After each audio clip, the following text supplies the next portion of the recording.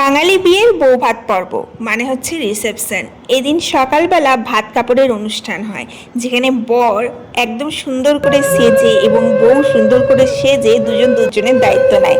Mainly বলতে পারো বর বউয়ের ভাত এবং কাপড়ের সারা জীবনের দায়িত্ব নেয়। তারপরে আমরা চলে গেলাম লাঞ্চ করতে। এদিন স্পেশাল লাঞ্চ মেনু হয়, অ্যান্ড দেন চারিদিকটা রিসেপশনের জন্য সেজে ওঠে। কি সুন্দর সিংহাসন এবং চারিদিক ফুলের সজ্জায় সেজে উঠেছে। সন্ধ্যায় দেখো, এটা হচ্ছে মেন এন্ট্রি। ওখানে রয়েছে আমার ভাই আর ভাইয়ের বউয়ের ফটো আর নাম। আর এই এন্ট্রি দিয়ে ঢুকে ওখানে হচ্ছে স্টেজ, যেখানে আমার ভাইয়ের বউ ফটোশ্যুটে ব্যস্ত। এখানে আমাদের সমস্ত গেস্টরা চলে এসছে। আর এদিকে আমি চলে এসেছি ফুচকা খেতে। আমাদের বাঙালিদের রিসেপশনে ফুচকা স্টল অবশ্যই থাকবে। এটা হচ্ছে আমার লাভেবল ফাদার, আমার সোনা বাবা, তার সাথে এটা রয়েছে আমার সোনামণি মা, এবং সবাই সেজে গুজে বউ দেখছে বসে বসে। আর এই দিকে এটা হচ্ছে আমার সোনামণি বর, আর তার সাথে রয়েছে আমার ছোট্ট কন্যা।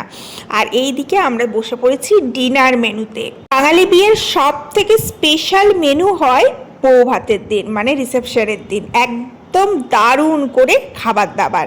তার সাথে এখানে কনে আর বর দুজন মিলে ফটোশ্যুট করছে। আমার ঠাকুমার সাথে আমি ফটোশ্যুট করলাম, এখন বরের সাথে একটু রিল বানাচ্ছি। বাঙালি বিয়েতে বিয়ের দিনটা মেয়ের ঘর এনজয় করে এবং বউ ভাতের দিনটা ছেলের বাড়ি সবাই এনজয় করে।